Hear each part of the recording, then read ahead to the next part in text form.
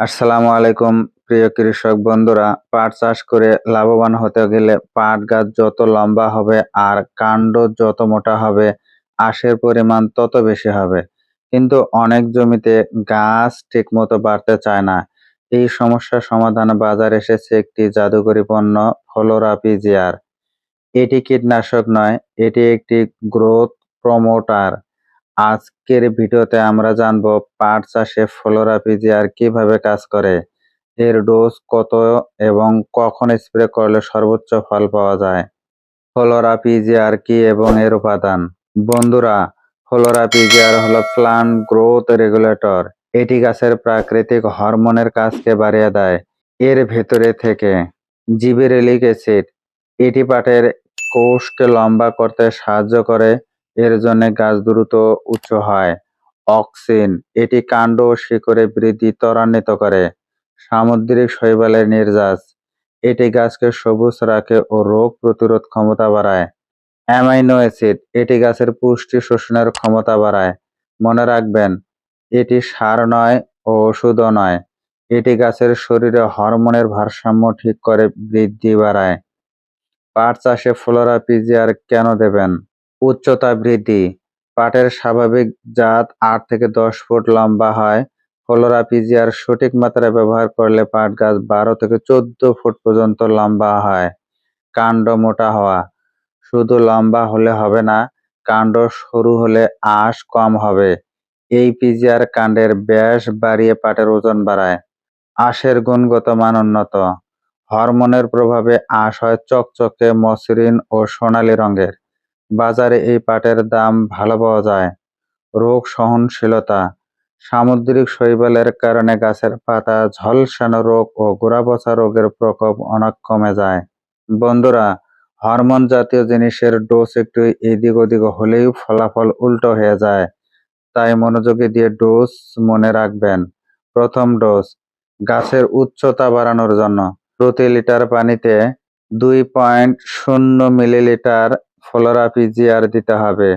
প্রতি বিঘা 33 শতাংশে 80 থেকে 100 মিলি ফ্লোরা 40 থেকে 50 লিটার পানিতে মিশিয়ে পুরো জমিতে স্প্রে করে দিতে হবে। দ্বিতীয় ডোজ, কাণ্ড মোটা ও আঁশের মান বাড়ানোর জন্য প্রথম স্প্রের 15 থেকে 20 দিন পর একই মাত্রায় দ্বিতীয় স্প্রে দিন। মিশ্রণ কৌশল, ট্যাঙ্কের প্রথম অর্ধেক পানি নিন, তাতে ফ্লোরা পিজিআর ঢেলে 1 মিনিট ভালোভাবে নাড়ুন, তারপর বাকি পানি ঢেলে পুনরায় নাড়ুন। গুরুত্বপূর্ণ, এটি কীটনাশক বা ছত্রাকনাশকের সাথে এক ট্যাঙ্কে মিশে স্প্রে করা যায়, যেমন ফ্লোরা প্লাস নুইন ছত্রাকের জন্য, প্লাস অবেরন মাকড়সার জন্য। কখন স্প্রে করবেন? প্রথম স্প্রে সবচেয়ে গুরুত্বপূর্ণ, যখন পাট গাছ 40 থেকে 45 দিন বয়সী অর্থাৎ হাঁটু থেকে কোমর সমান উচ্চ হয়, সে সময় প্রথম স্প্রে করতে হবে। এই সময় গাছের দেহকোষ দ্রুত বিভাজিত হয়। হরমোন দিলে গাছ লাফিয়ে লম্বা হয়। দ্বিতীয় স্প্রে, প্রথম স্প্রের 15 থেকে 20 দিন পর অর্থাৎ ফুল আসার আগে স্প্রে করতে হবে। কখন দেবেন না? চারা অবস্থায় অর্থাৎ চারার বয়স 20 থেকে 25 দিন হইলে এ সময় পিজিআর দেবেন না। গাছ অতিরিক্ত লম্বা হলে দুর্বল হয়ে শুয়ে পড়তে পারে। ফুল আসার পর দিলে কোনো লাভ নেই, বরং বীজের ক্ষতি হতে পারে। রোদের তীব্র তাপে বা বৃষ্টির সময় স্প্রে করবেন না। বিকাল 4টার পরে স্প্রে করা উত্তম। জরুরি সতর্কতা ও ভুল ধারণা, অতিরিক্ত ডোজ মারাত্মক। অনেকে ভাবেন 2 মিলির বদলে 5 মিলি দিলে গাছ আরো লম্বা হবে। এটি সম্পূর্ণ ভুল ধারণা। অতিরিক্ত হরমোন দিলে পাট গাছ ফাঁপা ও ভঙ্গুর হয়ে যায় এবং বাতাসে হেলে পড়ে নষ্ট হয়ে যায়। সারের বিকল্প নয়, ফ্লোরা পিজিআর কখনোই ইউরিয়া, টিএসপি বা পটাশের বিকল্প নয়। আপনি যদি জমিতে সঠিক মাত্রায় সার না দেন, তাহলে শুধু হরমোন স্প্রে করে কোনো লাভ হবে না। হরমোন কাজ করে তখনই যখন গাছের পর্যাপ্ত পুষ্টি থাকে। বীজতলায় ব্যবহার নয়, পাটের চারা উৎপাদনের জন্য বীজতলায় এটি ব্যবহার করবেন না। পরিবেশ বান্ধব, এটি জৈব উপাদানে তৈরি, তাই পরিবেশ ও উপকারী পোকার জন্য ক্ষতিকর নয়।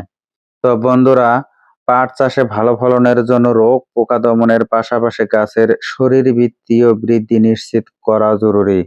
ফ্লোরা পিজিআর এক্ষেত্রে আপনার কাঙ্ক্ষিত ফল এনে দিতে পারে, তবে সঠিক মাত্রা ও সঠিক সময়ে স্প্রে করা অত্যন্ত জরুরি।